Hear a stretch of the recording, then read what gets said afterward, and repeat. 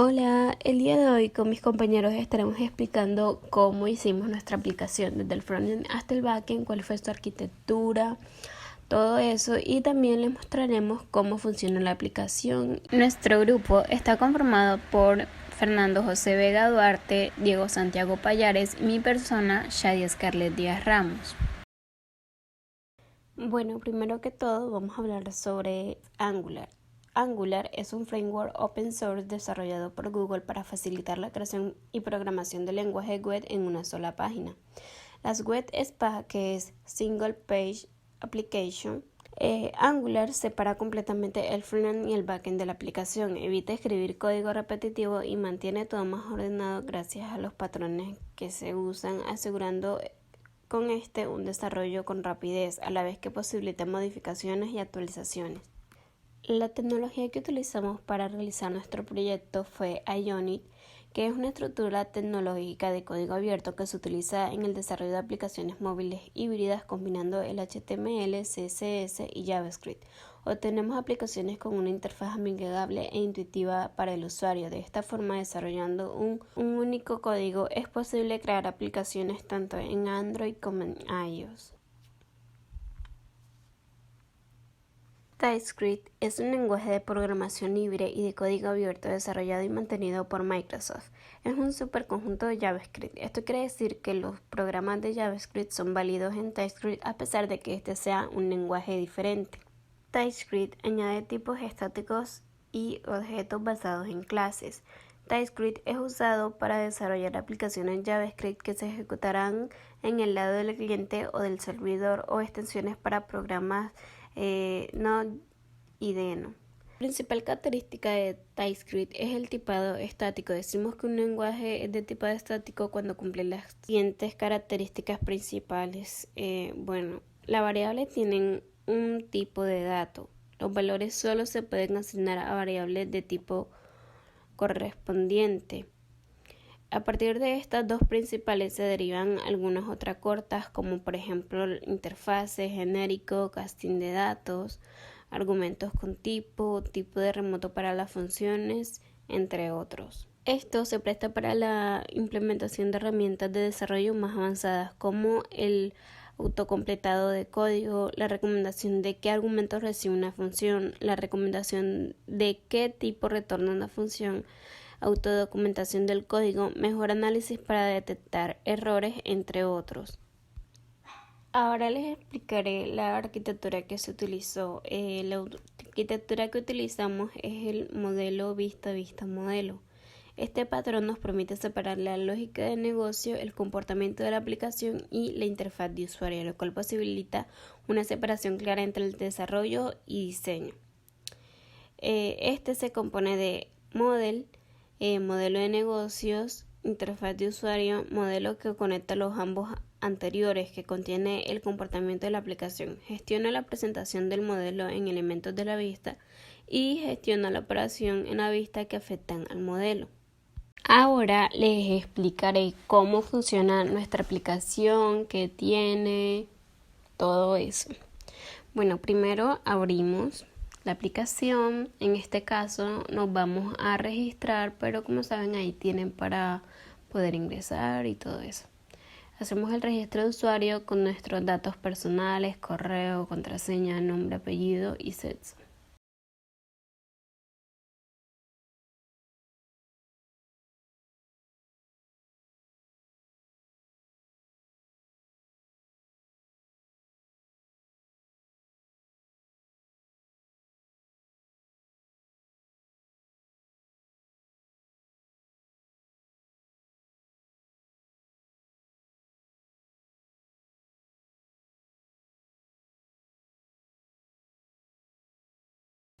Ahí mismo podemos agregar como una foto de perfil, la foto que queremos que nos identifique. Después de hacer eso le damos a registrar.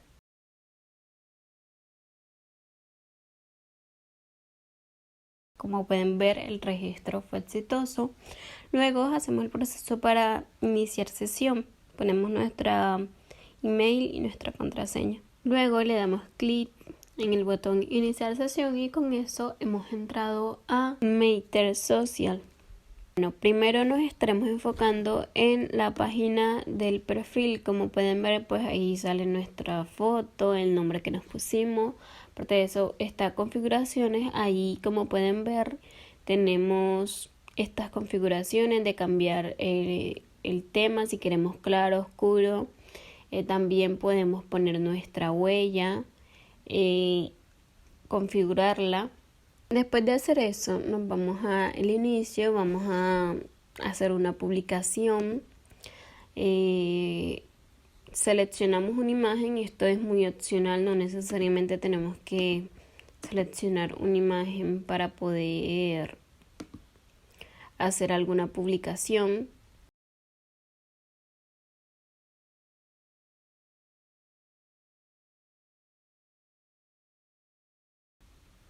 De darle publicar, vamos a esperar que recargue para poder ver la publicación que acabamos de hacer en red social.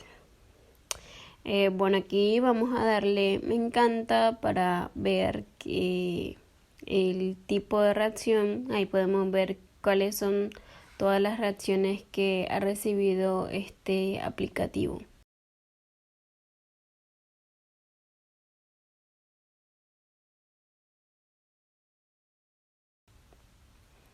Otra vez yéndonos las partes del perfil, en configuraciones nos vamos a la parte de seguridad y ahí vamos a ver para hacer el cambio de contraseña, ver en qué nos han mencionado y ver las etiquetas que utilicé. Luego en la parte de ayuda tenemos condiciones y privacidad para contactarnos e información de la aplicación. Bueno, ahora vámonos otra vez a la parte de inicio y vamos a hacer un comentario en la publicación que acabamos de hacer. Ahí podemos ver que podemos editar o eliminar el comentario, al igual que en la parte de publicación la podemos editar, eliminar, también podemos compartirla, etcétera. Bueno, ahora para confirmar que sí hemos puesto esa publicación, sí hemos configurado la contraseña, vamos otra vez a hacer como abrir la aplicación, ver la configuración que pues hemos.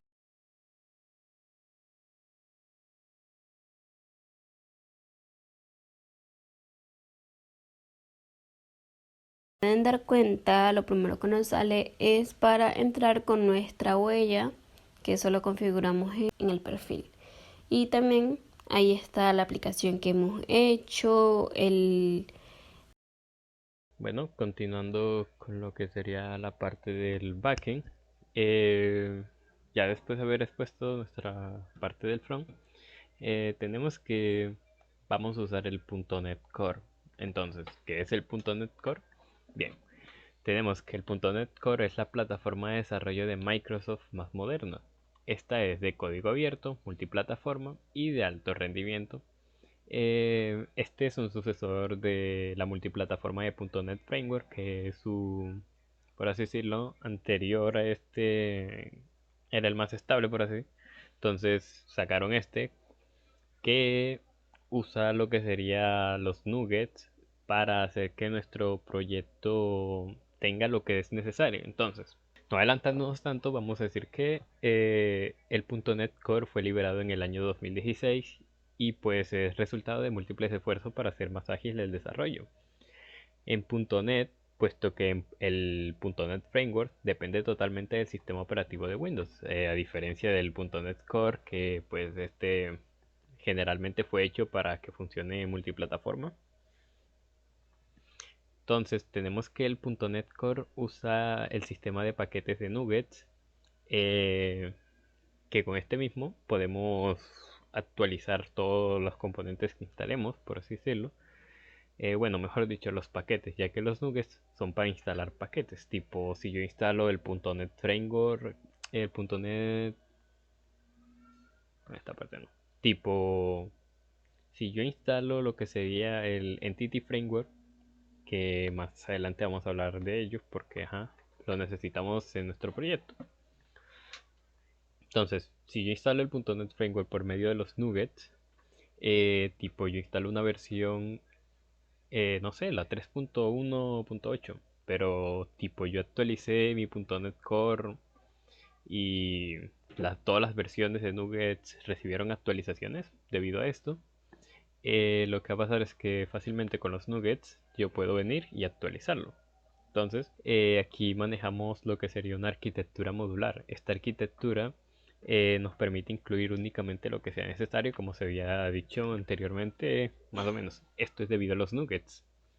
Eh, Esto fue posible con el .NET Core, ya que con el .NET Framework no pasaba, ya que siempre habían librerías que se instalaban automáticamente. O sea que venían predefinidas ya cuando creábamos nuestro proyecto. En este caso, el .NET Core no es de esa forma. Esto es hecho para hacer que nuestro proyecto pese mucho menos, ya que si no vamos a utilizar algunas librerías, simplemente no debería incluirse. Tenemos las características del .NET Core. Tenemos que es multiplataforma y viene con soporte para uso con contenedores de Docker. Tiene un alto rendimiento. Se ha desarrollado desde cero y se le ha dado una alta importancia a esta característica. Era tal y cual como les decía, de que el .NET Core, al ser una versión más avanzada, o sea, no avanzada en sí, sino hacer una versión sucesora del .NET Framework, esta lo que buscaba era mejorar eso, ya que el .NET Framework venía con todas las librerías instaladas, lo que hacía que fuera un poco más pesado, más tedioso, y a la hora de compilar tenía que cargar todas esas librerías. En cambio acá, lo que pasa es que como vamos a instalar con nuestro Nugget todo lo que sea necesario, hace que nuestro proyecto primero pese menos y segundo tenga una mayor velocidad de compilamiento. Tenemos que ahora este tiene asincronía con el uso de los async, await, que se ha implementado este patrón en todas las librerías comunes para mejorar el rendimiento de las llamadas. Entonces, el async y el await son funciones muy importantes en el caso de que se implemente el signal R, ya que necesitamos esperar una respuesta cuando tipo yo guardo una publicación, por ejemplo, en el caso de nuestro software. Yo quiero que en otro dispositivo, al momento de yo hacer esa publicación, aparezca inmediatamente. Al momento de actualizar una publicación también aparezca ya y no se mantenga con información desactualizada. Entonces, para esto se usa el async y el await, y pues por medio de lo que sería el signal R, también se puede hacer esto posible. Tenemos que este lenguaje es open source. Tenemos lenguajes como C Sharp, F Sharp y Visual Basic. En nuestro caso vamos a usar el C Sharp como lenguaje. Ventajas. Tenemos que nuestras aplicaciones de .NET pueden ser multiplataforma. ¿Qué se refiere a esto? Se refiere a que, tipo, si yo quiero agarrar mi aplicación que hice en Windows y la paso a Linux, por ejemplo, allá la voy a poder compilar. Y si la paso a Mac, también la voy a poder compilar. Entonces, con el .NET Framework, es un framework, por así decirlo, que está hecho para Windows. Entonces son aplicaciones desarrolladas en Windows. Para esto nació el ASP.NET Core, para hacer que sean aplicaciones de multiplataforma. Entonces tenemos que el ASP.NET Core supera al ASP.NET en .NET Framework, en características y en rendimiento, que ya era lo que hemos explicado anteriormente. .NET Core es el foco de la innovación. Obviamente tiene muchas ventajas sobre el .NET Framework, por lo tanto ahorita mismo está en el foco de que está innovando. Los ciclos de lanzamientos de nuevas versiones son más rápidos y está orientado al mejor rendimiento. Bueno, entonces en el backend utilizamos el lenguaje de programación de C Sharp.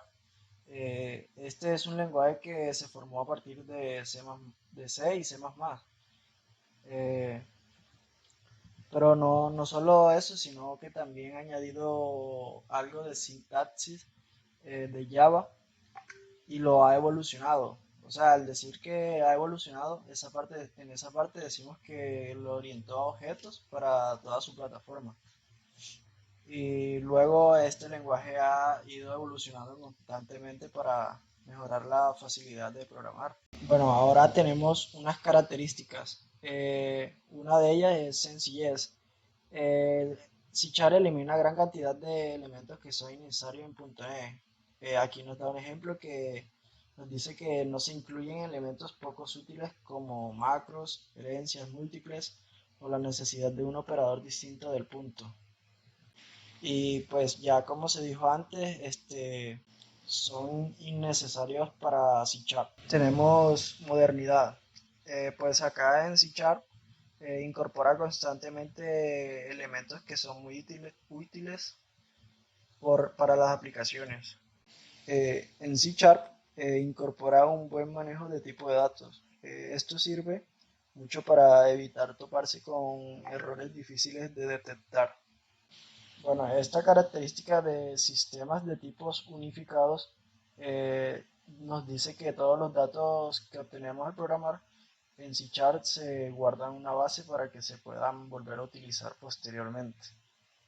En extensibilidad se puede agregar tipos de datos básicos, operadores y modificadores cuando se vaya a programar.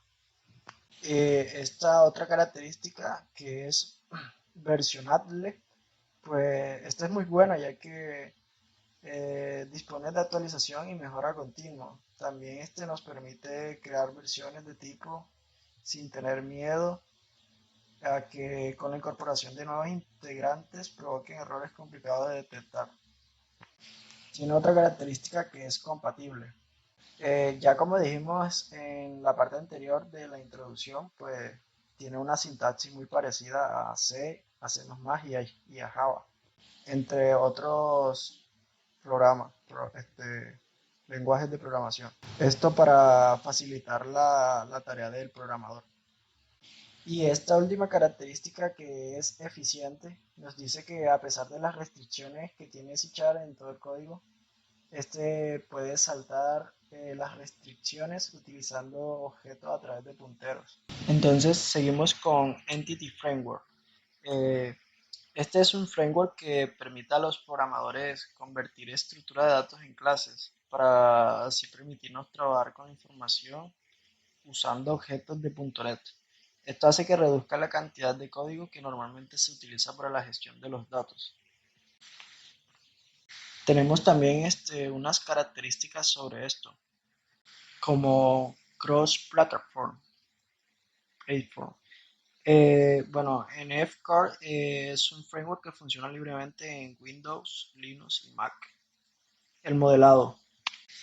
Aquí Entity Framework genera un EDM con entidades de distintos tipos de datos. Y esto nos deja asignar y recuperar con los métodos get y set.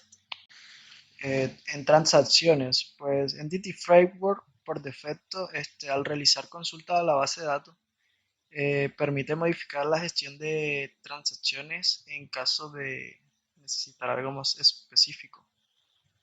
Configuración. Entity Framework permite ajustar los modelos generados añadiendo en data annotations para sobreescribir el comportamiento por defecto.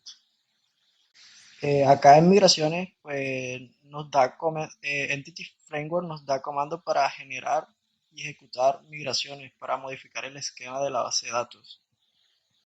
Y pues acá por último en consultas, Entity Framework nos permite usar consultas LINQ para consultar en la base de datos. Esto es como un gestor, bueno, en el gestor de la base de datos se encarga de traducir las consultas LINQ al lenguaje que trabaje nuestra base de datos.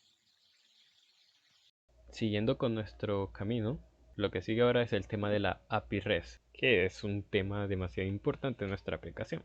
Tenemos que una API de transferencias de estados representacionales REST o API RESTful es una interfaz de programación de aplicaciones que se ajusta a los límites de la arquitectura REST. Cuando se envía una solicitud a través de una API de RESTful, este transfiere una representación del estado del recurso requerido a quien lo haya solicitado. La información se entrega por medio de HTTP en uno de estos formatos: JSON, HTML, XLT o texto sin formato. Como sabemos, JSON actualmente es el más popular debido a que una persona lo puede leer fácilmente, no es tan complicado Entonces, una API, ¿qué es? Una API o interfaz de programación de aplicaciones es un conjunto de definiciones y protocolos que se usa para diseñar e integrar el software de aplicaciones. Suele considerarse como el contrato entre un proveedor de información y un usuario donde se establece el contenido, que se requiere del consumidor, la llamada, y el que necesita el productor, la respuesta. Por lo tanto, tenemos que una API es, por así decirlo, el control. Casualmente la API la ubicamos en el controlador porque esta va a recibir lo que son las peticiones de nuestro cliente. Tipo, yo estoy en mi aplicación, que es una red social. Entonces, en el caso de que yo vaya a generar una publicación o hacer cualquier tipo de consulta, no sé, modificación, con cualquier botón que yo necesite solicitar un recurso que está en el backend, esto tiene que ser pasado por medio de una API. Entonces, la API recibe la solicitud, pero esta tiene que venir en JSON, que es el estándar que nosotros estamos usando. Entonces, venimos y la recibimos por medio de un JSON. Entonces, ella recibe ese JSON, lo modela y lo convierte a un modelo entendible por nuestro backend, a nuestro modelo de negocio. Entonces, una vez llega nuestro modelo de negocio, ahí se atiende con nuestros servicios la respectiva solicitud.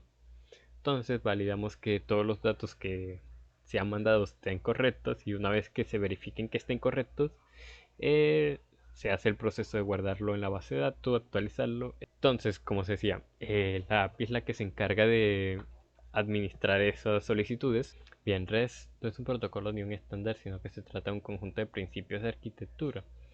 Los desarrolladores de la API pueden implementarlo de distintas maneras. Entonces tenemos que aquí que simplemente esto es, por así decirlo, unos principios que se usan para usar de manera correcta lo que son, por así decirlo, los métodos HTTP, para decir tipo, no, tipo, yo estoy haciendo una publicación nueva, entonces yo no puedo usar un put, sino que tengo que usar un post. Entonces son las maneras correctas de usar los métodos.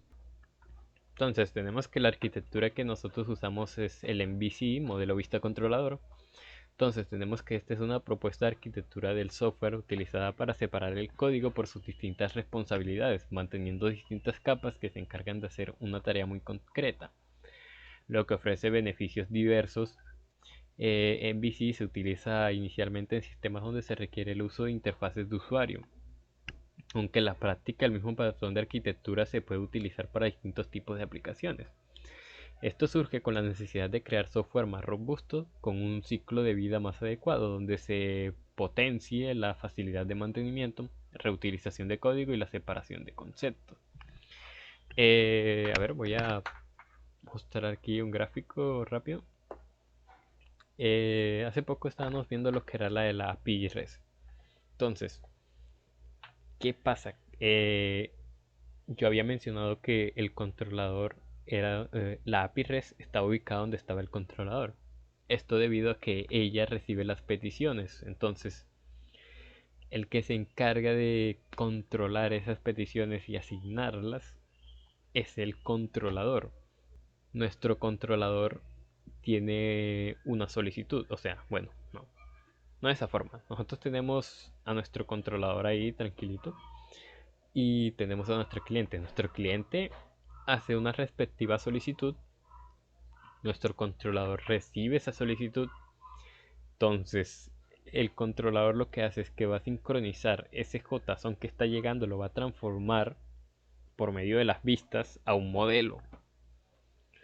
Entonces él, ya teniendo ese modelo, lo que va a hacer es que hace su respectiva operación en la base de datos, y cuando termina de hacer eso, la base de datos le da una respuesta, y el modelo que está ahí en el modelo de negocio va a traer esa respuesta al controlador de nuevo. Entonces, ¿qué hace ahora el controlador? El controlador agarra esos datos del modelo y lo va a convertir a vista, que serían de nuevo a un JSON. Una vez retorna esa respuesta, el cliente la recibe y puede hacer uso de los datos, que normalmente deben ser regresados en JSON. Entonces nuestra vista regresa o se puede retornar un XML, HTML, pero eso es nuestra vista. Entonces tenemos que ahora una explicación conceptual. Tenemos la capa de modelo. Esta es donde se encuentran los datos, por tanto contendrá mecanismos para acceder a la información y también actualizar su estado. Los datos los tendremos habitualmente en una base de datos, por lo que en los modelos tendremos todas las funciones que accederán a las tablas y harán las correspondientes select, update, insert, etc. Este modelo es el respectivo modelo de negocio, que en nuestro caso está dividido en 4 capas o 3 capas. La lógica, que estaría dividida en 2 capas, que sería las entidades, y otra sería esta en sí es donde se representa la lógica, donde se va a administrar también lo que sería las solicitudes de guardado, eliminar, actualizar, etcétera. Y lo que en sí hace esto es separar de la vista la base de datos para mantener un control y que la vista no pueda interactuar directamente con la base de datos, sino que tenga que estar intermedio una lógica. Entonces, luego sigue las vistas. Las vistas, como su nombre nos hace entender, contiene el código de nuestra aplicación que va a producir la visualización de las interfaces de usuario. O sea, el código que nos permitirá renderizar los estados de nuestra respuesta de aplicación en HTML. En las vistas nada más tenemos los códigos HTML y PHP que nos permiten mostrar la salida. Entonces, como yo decía, nuestras vistas en sí lo que hacen es que transforman nuestro modelo. A mi parecer, crea un objeto que el navegador puede interpretar luego como, bueno, el cliente puede interpretar luego como, puede interpretarlo como un JSON luego, pero al momento de crearlo acá en el backend, lo que hace es que lo genera como un objeto y luego ya el modelo de transportarlo sí lo sincroniza como un JSON. Tenemos los controladores, que contiene el código necesario para responder a las acciones que se solicitan en la aplicación, como visualizaciones de un elemento, realizan una compra, una búsqueda de información, etc. Es una capa que sirve de enlace entre las vistas y los modelos, respondiendo a los mecanismos que requieren para implementar las necesidades de nuestra aplicación, tal y cual como se había dicho anteriormente. Bueno, entonces estamos con Swagger. Swagger básicamente es una serie de reglas, especificaciones y herramientas que nos ayudan siempre a documentar nuestras APIs. Pues crea una plataforma donde ordena cada uno de nuestros métodos y categoriza nuestras operaciones.